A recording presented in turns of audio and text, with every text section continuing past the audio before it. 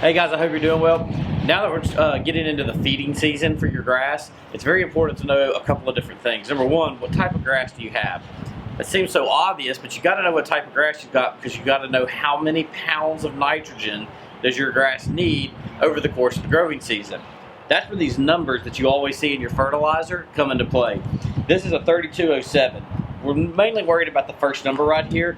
Basically what it means is that 32% of every pound of this material is nitrogen. So basically what that means is that if I want to give my grass 1 pound of nitrogen per 1,000 square feet, that means that to get that 1 pound, I've got to give just over 3 pounds of this material per 1,000 square feet.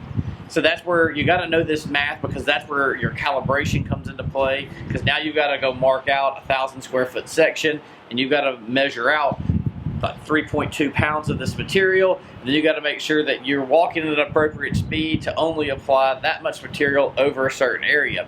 And this is all, it seems very technical and it doesn't seem that important, but it is to make sure that you're not under applying or over applying your product to your grass. Because at the end of the day, if you don't get the right amount, or if you get too much, you're going to burn the grass. If you don't get enough, you're going to get results that you're just not happy with. So always be aware of the numbers that you're using. In particular for feeding, we're worried about the first one, that's the nitrogen.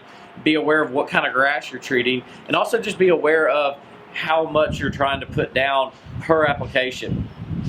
If you need 3 pounds of nitrogen per 1,000 square feet of grass over the course of the growing season, you got to remember too, though, that based upon the release, how fast the nitrogen, how fast the fertilizer you're using releases, what kind of slow release it is, you might not be able to go apply all 3 pounds at once. You're going to probably have to split it up in 2 or 3 different applications. So I know it's a little technical. If you've got any questions, feel free to ask.